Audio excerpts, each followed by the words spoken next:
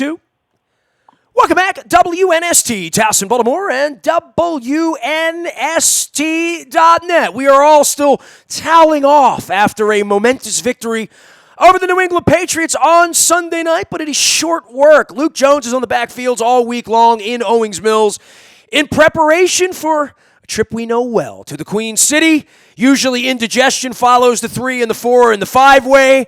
This guy knows all about that as a longtime offensive lineman with the Cincinnati Bengals, one-time employee of the treasonous president of our country as a member of the USFL New Jersey Generals, and now almost 4 decades of doing Cincinnati Bengals football and doing it well. And doing it better than the team has been on the field. He's been our friend for a long time. Dave Lapham is back. Feels like about 5 minutes ago you guys came in here and scared us a month ago. And boy, how the tides change. All of a sudden, the Ravens look like a Super Bowl contender, Dave. It's crazy, right?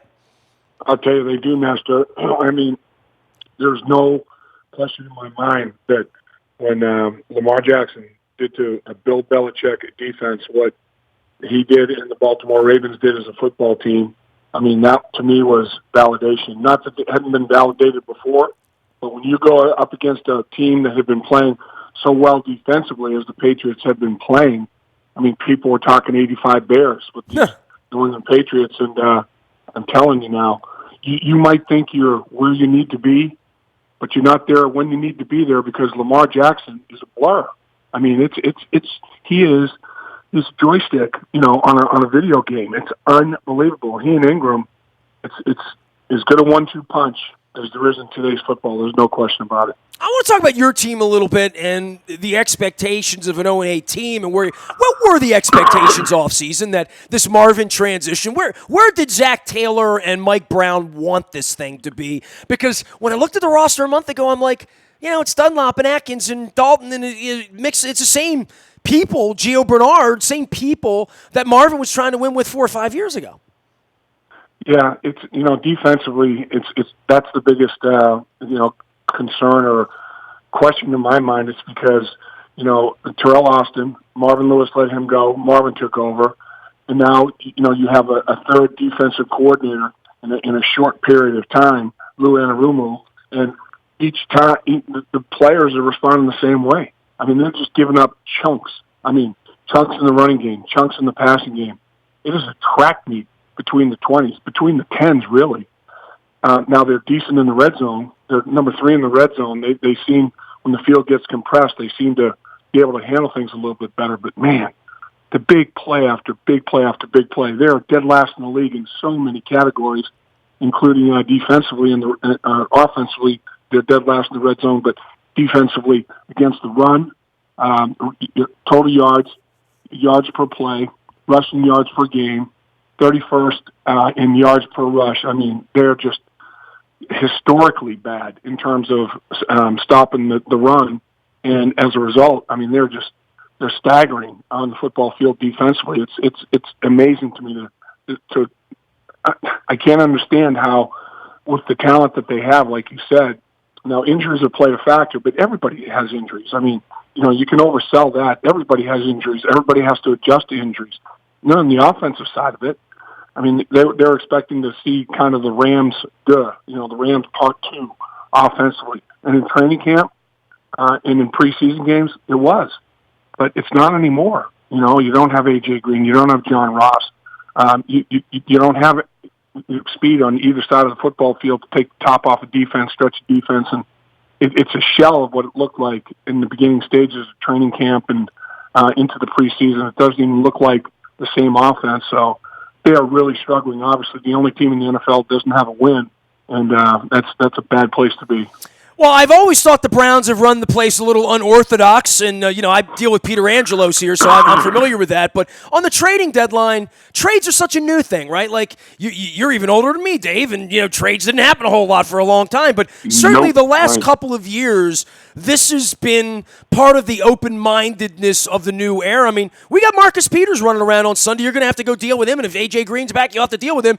And that is just where football is at this point. I mean, Josh Bynes, A.J. Fort, these guys weren't even on our team a month ago when they weren't even a glimmer in September. Now they're playing key roles in the team and getting big snaps, the whole deal.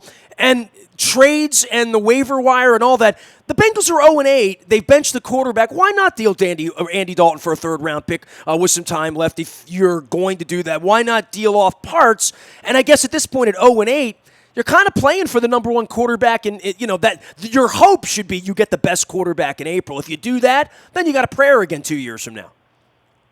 Yeah, I think the philosophy organizationally is don't want to just dump good players for picks that they don't feel like the player is worth. Just help somebody else, that's a playoff contender, win a championship. And the Bengals have been criticized for overvaluing their players. They weren't first-round picks for everybody. If not a first, you got to give me a second. It's that type of mentality in terms of, the frustration of people that have tried to deal with the Bengals over the years.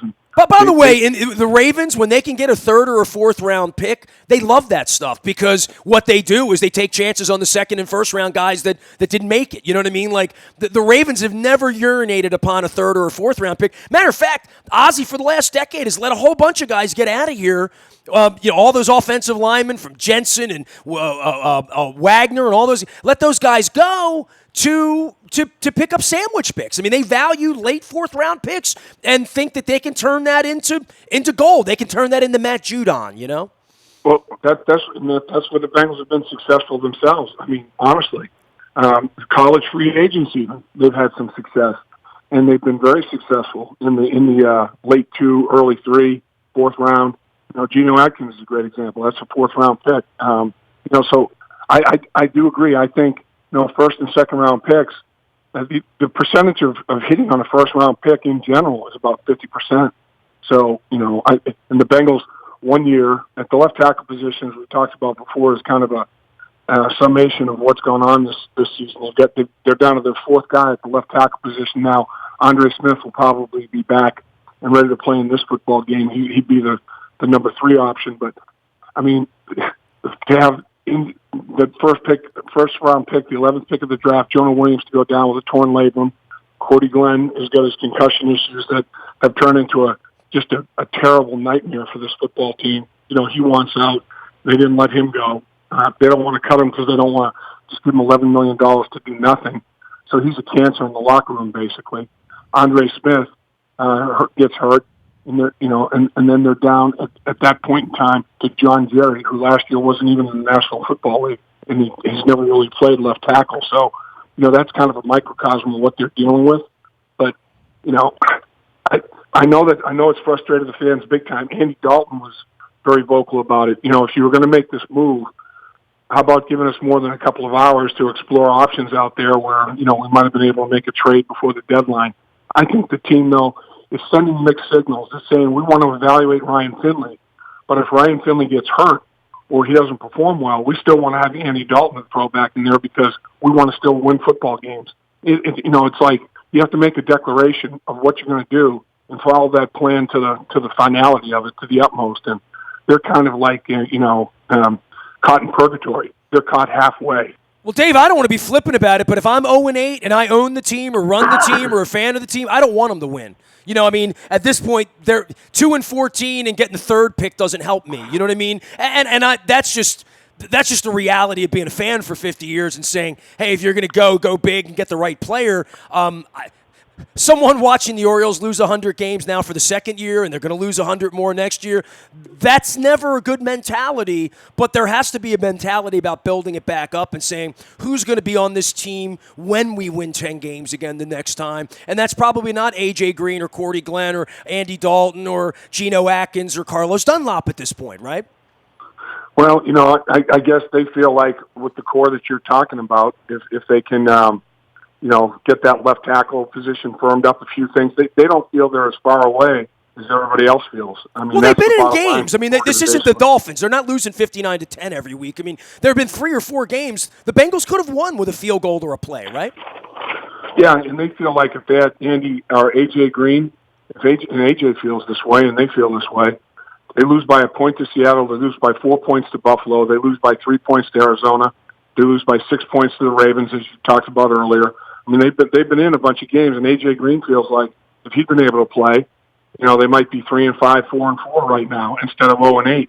So, and there is a point to that. I think the Baltimore coaches will tell you that with A.J. Green on the field, it tilts the defense differently. I mean, there's no question about it. Yeah. And then all of a sudden, instead of loading the box, you have more running lanes.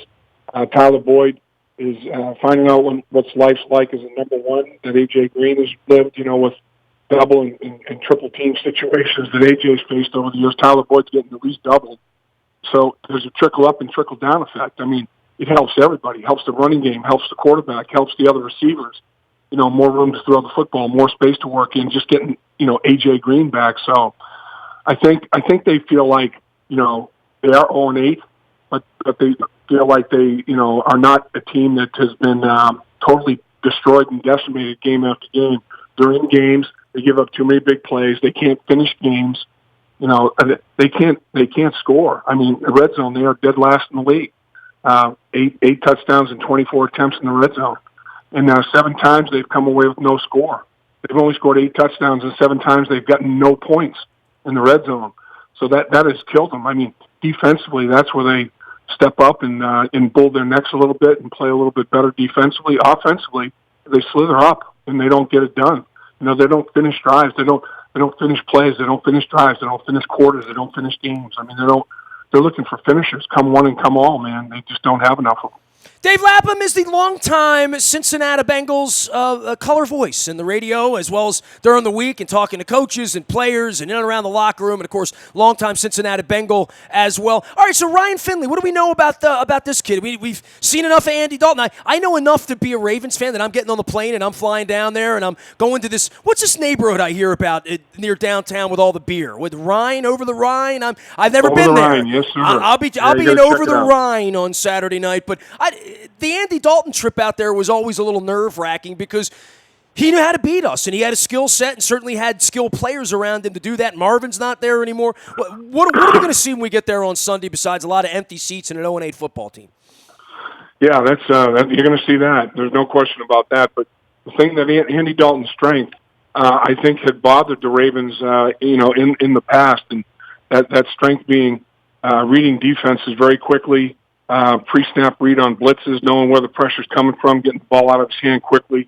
A little over a year ago, Thursday Night Football here in Cincinnati, the home opener for the Bengals, Don Martindale, who blitzes 50% of the time at least, went like 30 snaps without blitzing because Andy Dalton and A.J. Green had 3 touchdown passes in a quarter plus. I mean, less than 20 minutes of play, they had 3 touchdowns, and it was all, blitz beaters. And Don Martindale, Martindale blinked. He stopped blitzing. That's Andy's strength. So it's going to be interesting because Finley, can he do that? I mean, he's played a lot of games. He played at Boise State before he went to North Carolina State. He's mature. He's an older rookie, 23, closer to 24 years old. He's played a lot of football. I think the one thing that he does really well, watching him as a former offensive lineman, is he manipulates the pocket. He has kind of the sixth sense of when to slide step, when to climb the pocket, and buy time in the pocket, and will he be able to get outside and extend and create plays well enough? And that's what the NFL's turned into now, not just defending the first play, but the second play. The play that the quarterback creates, when things are covered and get out of pocket and buy time, and they have, controlled chaos things that they practice all the time when things break down. Those plays are even tougher to defend. And will he be able to provide some of that like Lamar Jackson's done with Baltimore? He is Dave Lapham. He will be in Cincinnati this week for Ravens, Bengals. Anything you want to say about the Ravens and where the organization is? The things you'll be saying on the air on Sunday for your listeners out in Cincinnati about John Harbaugh a year ago being under fire, surviving this, Eric DeCosta taking over, and the questions about drafting this quarterback and moving the line and where they are and keeping him healthy. And this has been a fascinating redo for the Ravens and for Harbaugh and DeCosta and Ozzie and the whole organization to jettison Flacco, Weddle, Suggs, Mosley, all within 3 days of each other, and still find themselves in the catbird seat to be playing perhaps with a bye in January. Yeah, instead of being in the top 5 in almost every defensive category, they're in the top 5 in most offensive categories now. I mean, they've become a different football team. Defensively, they're still solid and sound. I mean, as a former lineman, the 2 defensive tackles, Williams and Pierce, bring the lunch pail, man. Full day's work, no question about it. the thing about the Baltimore Ravens, that every time I throw tape on of the Ravens, they are physical, and they play hard. And that I respect the hell out of John Harbaugh for that alone. I mean, his guys never don't show up. I mean, they will battle your butt, man. There's no question about it. And for Ozzie and John Harbaugh to have put everything in place to support the pick of Lamar Jackson, they got big bodies up front. I mean, they got card-carrying giants up there. Orlando Brown, huge. Marshall Yonda, one of my favorite players in the NFL. Physical, beast, great technique. How did I know that? If I would have said Dave Lapham's favorite Raven is... Oh, yeah, I'm a Marshall Yonda man.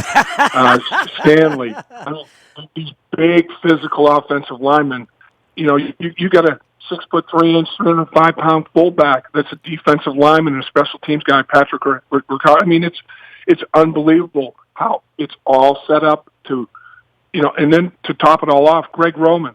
He had Colin Kaepernick with the 49ers, Tyrod Taylor with the Buffalo Bills. Quarterbacks that he had a design running game for these quarterbacks. His offense is perfect for Lamar Jackson. Lamar Jackson has been put in the best possible place in the entire NFL that he could be to show off his talents, courtesy of Ozzie Newsome, John Harbaugh, and that organization. I respect the hell out of it. Now, look, all these years I thought you and I were friends. I thought Marvin and I were friends. I mean, at one point I even thought Chad Ochocinco and I were friends. But I've been to Cincinnati so many times. Why have I never heard of Over the Rhine? Why? Somebody gave me this the other day and said, you got to go to Over the Rhine. I'm like, oh, yeah. I've been to Cincinnati 1,000 times. Why do I not know about Over the Rhine? So, I hear, Dave, I hear there's beer there, from what I understand. Oh yeah. There's adult beverages, no question. And it's right down by the stadium. I guess maybe everybody just assumed, you know, that when you assume, you know what happens. You know, well, I never go east of Elm Street in Cincinnati. I got to change that. So I got to get out of the hotel here. You got to come down, pick me up, and run me around Cincinnati. We get some ribs or something on Saturday night. Dave, I appreciate you, man. I'll see you for the game on Sunday. I'm coming in, and 0-8. I don't know what to say. We're nervous around here because we weren't supposed to be this good, and these are the fun years. You know, the years when you don't think you're going to be good, and it's November, and you're looking up and you're saying, "Where's Pittsburgh? Where's Cleveland? Where's Cincinnati?" These are the good times in Baltimore right now. And you know what, Nestor? Watching that game on Sunday night, if Baltimore takes care of the football, it is a total blowout. I mean, Baltimore let New England hang around, a couple of turnovers. Baltimore beat the crap out of the New England Patriots every way you can beat the crap out of them. I was duly impressed, man. I'm telling you, that was a hellacious performance against a football team that is as well coached and well prepared to play as anybody is on a weekly basis. It was an awesome performance. You know what I love is that on a Sunday night when we beat the Patriots, we are America's team. There you go.